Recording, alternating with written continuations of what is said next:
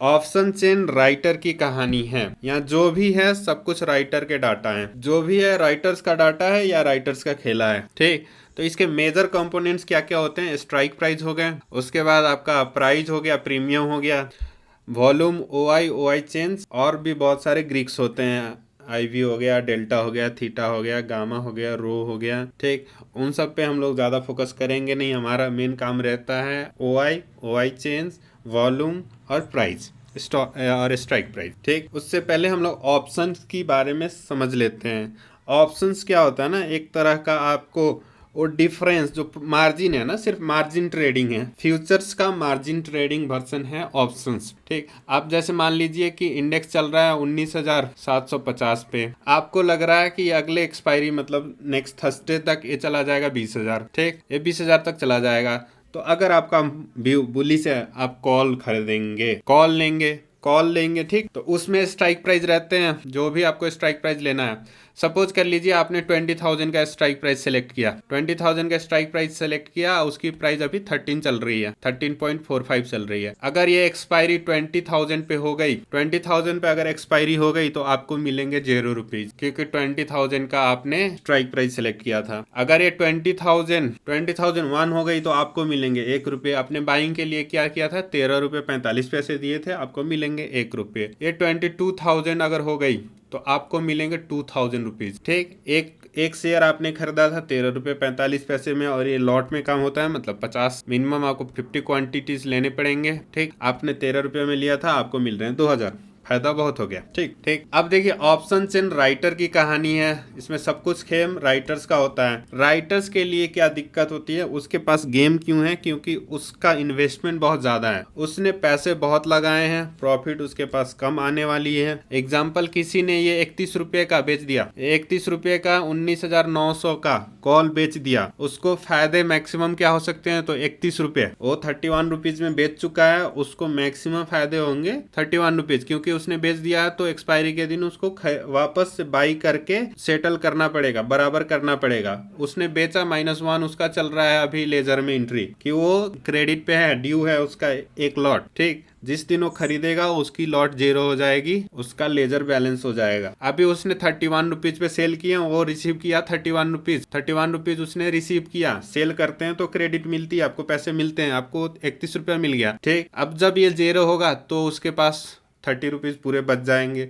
2 रुपये हो गया तो क्या करेगा, 29 रुपीज रखेगा, 2 रुपये में वापस बाई करके दे देगा, जिसने बाई कर लेगा, जिसने उसका बाई किया था पहले। ठीक, अब इसमें 0 कब होगा, इन द मनी कब होगा, OTM कब रहता है, वो देखते हैं। अभी अगर देखें 19,900 की प्राइस चल रही है 31 रुपीज, प्रीमियम हमारे स्पॉट प्राइस चल रही है 19,751।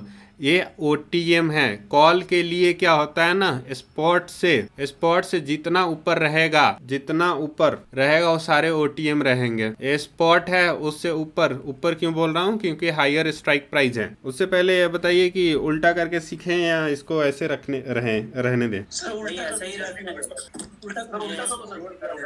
नहीं सर, ऐसे ही रहने दो,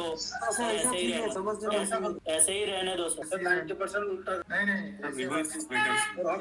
उल्टा करके नहीं सर, ऐसे ही रहने दो। इसका रीजन मैं बताता हूँ, ऐसा ही क्यों रखना है। हाँ, ऐसे ही रखना है क्योंकि इसका रीजन मैं बताऊंगा कि ऐसा ही क्यों सीखेंगे। सर रिवर्स ऑर्डर सही है। अरे सर, रिवर्स ऑर्डर बोल रहे अच्छा, एक मिनट, अरे सर रीजन बताने दीजिए ना उनको।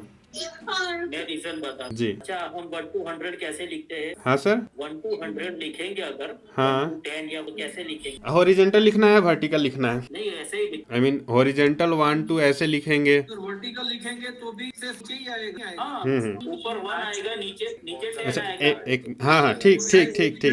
मेरा भी सुन लीजिए, सुन, अरे सुन लीजिए सर, मेरा भी सुन लीजिए। मैं ये कह रहा हूँ, देखिए बात आपकी भी सही है। हॉरिजॉन्टल जैसे आप कह रहे हो, छोटी स्ट्राइक प्राइस ऊपर और बाकी नीचे।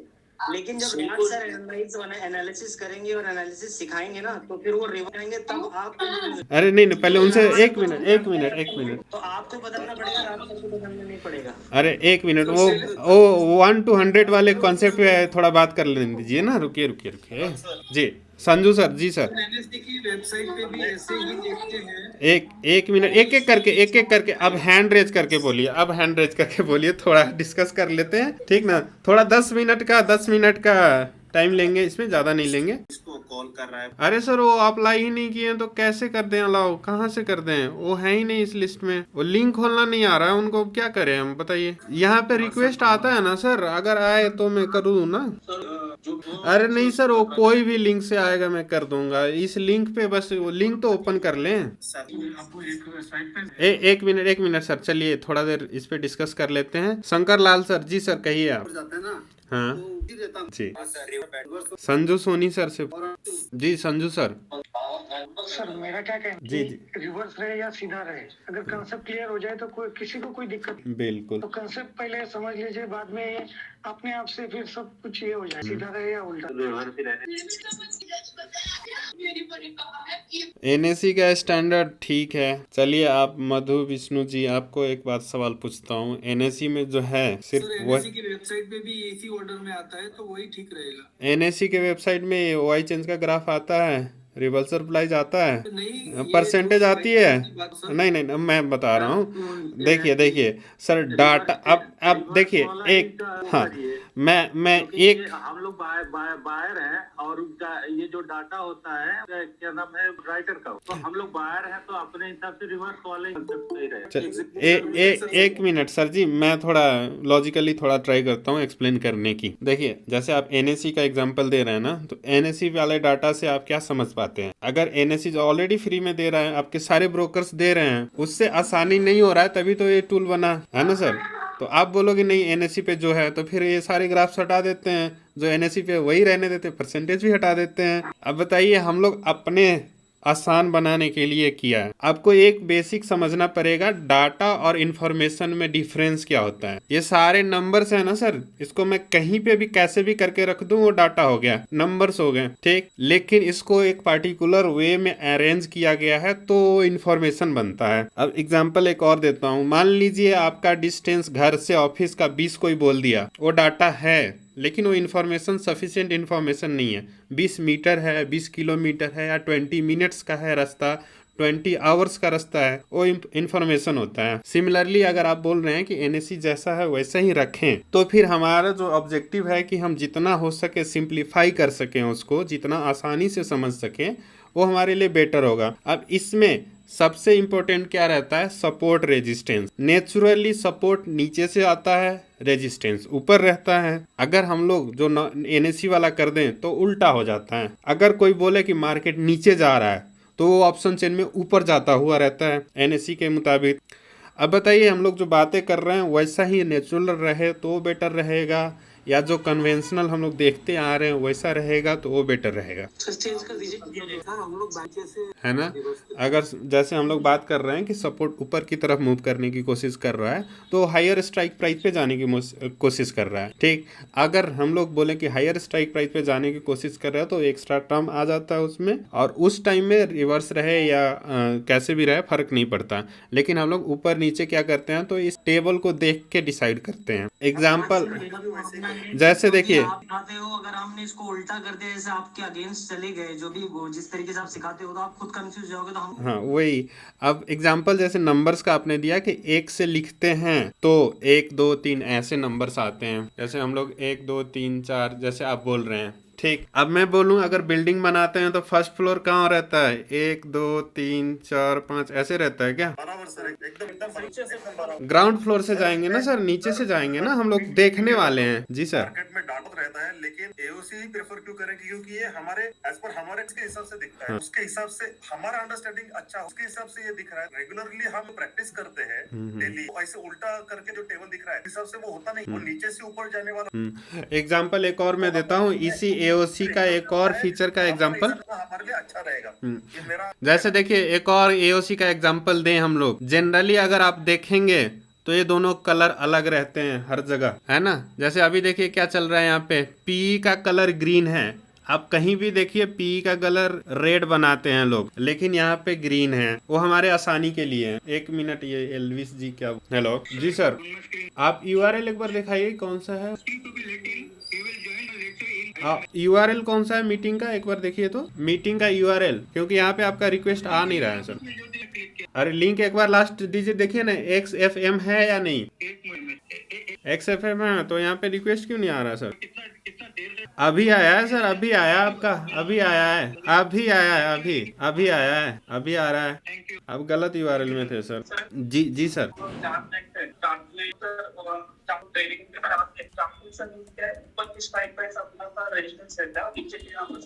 वैसे ही यहाँ पर ऊपर का रिवर्स ऑफ रेट इसी टाइप की मार्केट ऊपर जा रहा है और यह मिल रहा है, तो हम चार्ट देख के कह सकते हैं कि चार्ट का और ऑप्शन देख का मैचिंग हो तो हमको इजी रहेगा। इस सबसे सर रिवर्स ऑफ क्लिक। तो बेसिकली देखिए सर, हम लोग ये बना रहे हैं अपने फायदे के लिए, हमारे को जो आसान हो उसके लिए, ठीक। तो रिवर्स ज्यादा बेटर रहता है, नेचुरल लगता है, समझने में आसानी रहती है, समझने में। सर जो बता रहे थे ना 1 2 3 4 वो डिसेंडिंग ऑर्डर है, हम मार्केट तो असेंडिंग में चढ़ता है। वही है ना कि आप जैसे पर्पस देखिए ना, बिल्डिंग का देख रहे हैं तो ग्राउंड फ्लोर टॉप को तो नहीं रखेंगे, नीचे से ही रखेंगे। आपने एक पोल भी कराया था, शायद 60% लोगों ने प्रेफर किया था कि रिवर्स पे में ज्यादा। और ये आपको समझने में ज्यादा टाइम नहीं लगेगा, 10 से 15 मिनट आप देख लेंगे ना तो आपको नेचुरली आ जाएगा, ठीक। ऑप्शन चेन, ऑप्शन का डाटा है, राइटर्स की डाटा है। चेन क्यों बोलते हैं? क्योंकि इसमें सब कुछ एक दूसरे से, जैसे ब्लॉकचेन होता है ना, एक दूसरे से जुड़े रहते हैं, वैसे ही इसमें सारे डाटा एक दूसरे से जुड़े हुए हैं, कोई भी एक दूसरे से अलग नहीं है। और इसको सबसे मजबूती से जोड़े रख रहा है ये स्पॉट प्राइस। स्पॉट प्राइस सबको जोड़ के रख रहा है। ये जो टाइम वैल्यू आ रहा है या चेंज आ रही है, जो वैल्यू आ रही है, सब कुछ जुड़े हुए हैं एक दूसरे से। इसका रिलेशन इससे भी निकलेगा, इसका इससे भी निकलेगा, इससे भी निकलेगा। सब चेन, जैसे ब्लॉकचेन होता है ना, एक आपस में उलझे हुए हैं सब। किसी एक में मूवमेंट हो रही है, दूसरे में भी होगी, कुछ ना कुछ तो फर्क पड़ेगा ही, ज्यादा कम पड़ेगा लेकिन पड़ेगा, इसलिए इसको चेन बोला गया, नहीं तो टेबल भी बोल सकते थे, ठीक। अब चलिए इसके मोस्ट इंपॉर्टेंट रहते हैं स्ट्राइक प्राइस। स्ट्राइक प्राइस आपकी डिसाइड करती है कि वो प्रीमियम ऊपर नीचे क्या रहने वाला है। जैसे अभी हम लोग बात कर रहे थे, अगर 700 का कॉल किसी ने बाई कर रखा है, ठीक, तो वो चाहता है कि एक्सपायरी में 700 से ऊपर रहे, 700 से ऊपर स्पॉट प्राइस रहे। जैसे 750 अभी चल रहा है, उसकी फेयर वैल्यू क्या है, 50 है। आज मान लो अभी तुरंत एक्सपायरी होने वाली है, आपने नहीं काटा, इवन दो आपने 2 सेकंड पहले 113 में बाइंग की थी, फिर भी आपको कितने मिलेंगे पैसे? तो आपको मिलेंगे 51 रुपीज़, बिकॉज उसका फेयर वैल्यू वही है। अगर सेलर दोबारा आपसे 100 रुपये में खरीदना चाहे, आप बेच पाओ तो बहुत बढ़िया। अगर सेलर बोले मैं 10 रुपये में खरीदूंगा, आप बेचोगे नहीं, फिर तो एक्सचेंज क्या करेगी, आपको फेयर वैल्यू पे सेटल कराएगी, 51 रुपीज पे आपका ट्रेड क्लोज करवाएगी, ठीक। तो ये हो गया आपकी प्रीमियम की वैल्यूज क्या होते हैं। अब इसमें देखिए जो मार्जिन है ना, वो सिर्फ मार्जिन रहेगा, तो इसमें सेलर के लिए कुछ भी नहीं है। फिर तो ये सेलर को इतने पैसे देने, हाँ, और सेलर का कंट्रोल क्यों रहता है? क्योंकि सेलर की प्रीमियम ज्यादा लगती है, मार्जिन ज्यादा लगता है। एग्जाम्पल मान लीजिए ये 45 रुपीज पे चल रहा है, ठीक 45 रुपीज पे चल रहा है, तो बाई करने के लिए मुझे 45 रुपीज सफिशिएंट है। अगर मैं 45 रुपीज दूं तो मैं बाई कर लूंगा। क्यों? मुझे सिर्फ 45 रुपीज से क्यों चल गया? क्योंकि मेरा मैक्सिमम लॉस क्या होगा, 0 हो सकता है, मेरा मैक्सिमम लॉस 45 हो सकता है। लेकिन वहीं यहाँ पे सेलर के लिए ये बहुत ज्यादा बढ़ जाता है, 1 लाख के करीब लग जाते हैं एक लॉट सेल करने में। क्यों? क्योंकि ये बढ़ने को तो कितना भी बढ़ सकता है। 45 अभी है, ये मान लो 450 भी जा सकता है, 500 भी जा सकता है, बढ़ने को कितना भी जा सकता है। मैंने 45 पे बेचा, अब मुझे वापस खरीद के सेटल करना है, प्राइस बढ़ गई 450, तो मुझे अब 450 इन्वेस्ट करके बाई करके सेटल करना पड़ेगा। वहीं बायर्स के लिए क्या है, मैक्सिमम लॉस उसका 0 होना है। 45 रुपीज मैक्सिमम लॉस होगा, उससे ज्यादा उसको लॉस नहीं होगा। इसलिए 45 रुपीज बायर का प्रीमियम लगता है, मार्जिन लगती है। सेलर का बहुत ज्यादा लगता है, और सिक्योरिटी मनी है। अगर मान लीजिए आपने 45 में बेच दिया, अगर आपको अलाउ कर दिया गया कि 45 में ठीक है 45 में बेच दो, और आपके पास और फंड नहीं रहे, फंड आपका ब्लॉक नहीं किया गया, तो आप क्या गारंटी है कि आप बाई करोगे जब 400 रुपये हो जाएगी? फिर वहां पे कौन मरेगा? तो ब्रोकर मरेगा। इंटरमीडिएट ब्रोकर है, आप ब्रोकर के थ्रू आप कर रहे हैं सारा ट्रांजेक्शन, तो एनएससी को तो चाहिए, एनएससी तो कैसे भी करके सेटल कराएगा, तो फिर ब्रोकर से पैसे लेगा। इसलिए ब्रोकर आपको मार्जिन मांगता है। उसी में आप क्या होता है ना, हेजिंग भी एक होती है। क्या होती है हेजिंग? जैसे मान लीजिए आपने ये 45 वाला आपने सेल किया, 45 आपने सेल किया, तो आपको प्रीमियम रिसीव हो गए, 45 रुपीज आपको रिसीव हो गए, ठीक। अब उसको हेज करने के लिए आपने क्या किया, ये मान लीजिए 5 रुपीज़ का आपने बाई कर लिया, 5 रुपीज़ की आपने बाई कर ली, तो आपने पे कर दिया।